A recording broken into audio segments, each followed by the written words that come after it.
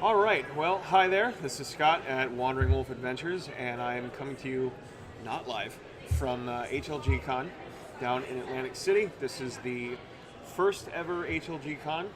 This is a first time con. It's for gaming in all of its aspects. We've got tabletops, we've got a lot of LARPs premiering here, we've got a lot of longtime LARPers premiering their games. And we have with us today the crew from Hanging Lantern. And I've known these guys for a while. They're a good bunch. So, why don't we go down the line here, introduce yourselves, and tell us a little bit about what you do in the LARP scene. I'm Natasha, and I'm responsible for all the business aspects of our company and logistics. I'm Jeff.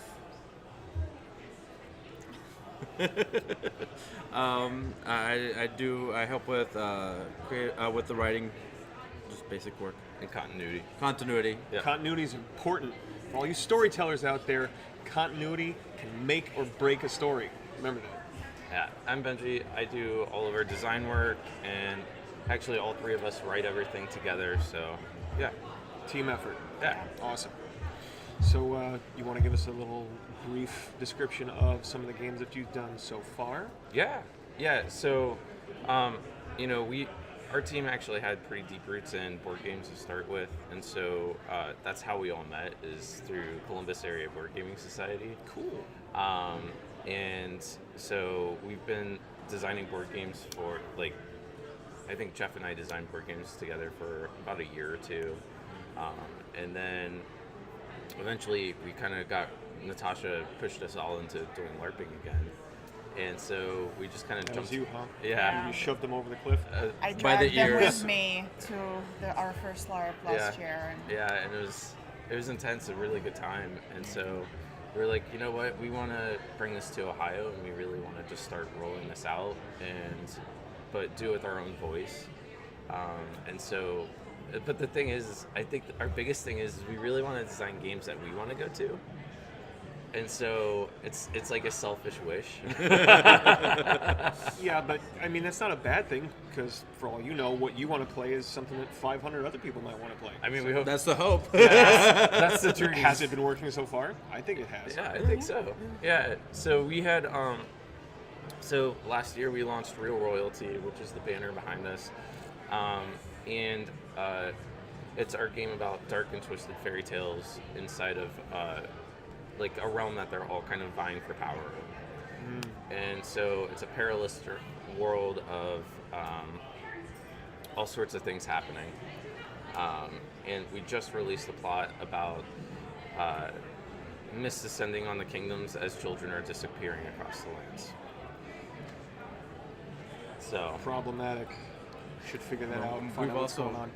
also added 2 new kingdoms from last year's run. Yep. Do you want to give a rundown on the kingdoms? Sure. We have the Kingdom of Snow, personal favorite. That's been actually kind of, last year they had kind of a mafioso style, but now it's kind of going more into a Nordic Viking style, pulling in different aspects. Okay. Then there's Kingdom of Glass, going with the socio-political kind of French Revolutionary draw. We have the Kingdom of Petals, which is basically Beauty and the Beast's very sad retelling of their happily ever after, Yep. and kind of what happened after the curse was lifted. In a tyrannical, anti-magic kingdom. Military state. Kingdom of Tides, which is washing up on shore and taking over. Yep, that's Kind Little of Mermaids. Yep. Mad Max Barbarian with glitter shells. Interesting. Okay, so it actually makes a lot of sense, because they wouldn't have had necessarily land clothing. So what they've been doing is designing armor out of flotsam and jetsam. Makes Shipwreck perfect materials, sense. shells, Yeah. whatever. Yeah, so a whole kingdom out of shipwreck, essentially. I'm thinking Pirates of the Caribbean type. Yeah. The fish pirates coming up out of the water wearing whatever they Yeah. had on Yep. them. But barbarians. Fish smash! Fish smash. With the tuna. Yeah, in the world, merfolk are much stronger than humans too, and so though they're small and mighty, they're still actually at war with pedals in the realm. They're basically laying a siege Yep. from the shore. Landed on the shore of Petals, now trying to gain some territory, put some hurt on the Beast and Beauty and everyone. Yep. Kingdom of Velvet. which is Sleeping Beauty. It's very opulent. Last year was kind of more of a Rococo style, that very big and opulent style. But they're also got lots of secrets layered in. I like to think of it as a cake. Each layer is a each icing is a new secret. And then the Kingdom of Mists is King Arthurian. They've kind of come back onto the scene after a long time of not being around. And the Kingdom of Echoes, which is kind of Alice in Wonderland meets Sealy Fae, or Unseelie meets And Russian fairy dark fairy tales. tales. Yep. Yeah, it's a Russian fairy tale kingdom. Very Yeah. underground. Yeah, but it's a mashup of Alice in Wonderland with Russian fairy tales. So we have a Baba Yaga character that's kind of like the Duchess from Alice in Wonderland. How do you say pepper in Russian?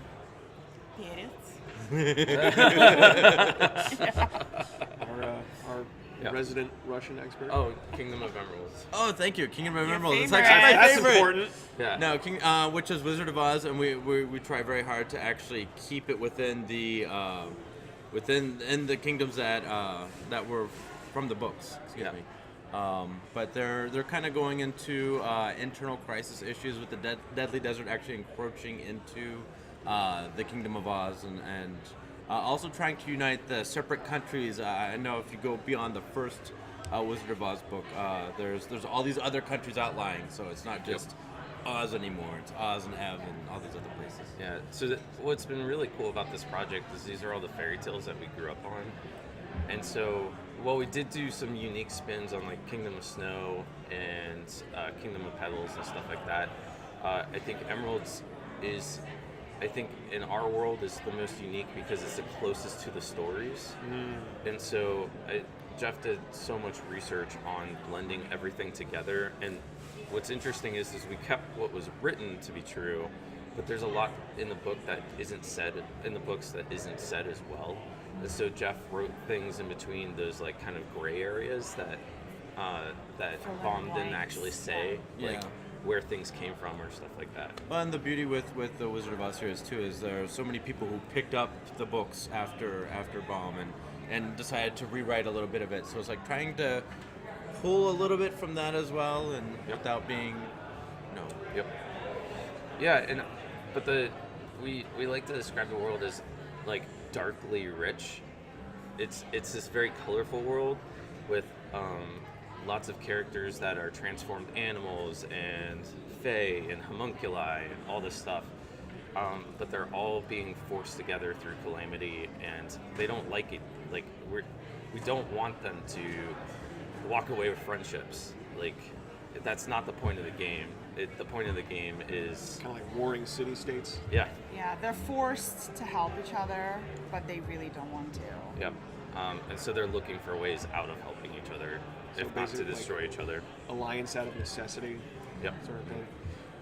This ain't Disney, folks. no, we are not. No, we're not Disney. Yeah. So it's been really cool to write. The plot in the beginning picks up with children disappearing across the land, and then all the kingdoms receiving mysterious notes from long lost legends that come journey to the Kingdom of Mists. Like legends that haven't existed for about 200 years, I believe. Yep. Wow. All right. Just taking it and extending it out. Blowing my mind, guys. I was not prepared to handle that amount of information, but good on you. This early on a Saturday morning. At a convention. But it sounds like it's going to be a hell of a thing. Yeah. It's awesome. Yeah, where we took a lot of our lessons learned from last year's game, and we're trying to incorporate a lot more of basically the world building and providing players with the more detailed information beforehand. So if you're the kind of player that likes to get into the lore and likes to read about, we'll have the documents up here soon too. Yeah, and we just released all the descriptions of the kingdoms, and so that way players can get a better idea of the look and feel and where they want to land inside the game. Cool. Yeah. All All right. Well, anything else you want to say about your team? Anything else you want to say about your games before we sign off here? I love these guys. You know, The crew. Yeah. No, just we're really proud to work together. So, yeah. And you should be. You've done a lot of hard work, and it's Yeah. showing.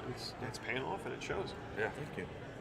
All right. Well, for the crew here at Hanging Lantern and myself at Wandering Wolf Adventures, thank you so much, and we hope to see you again.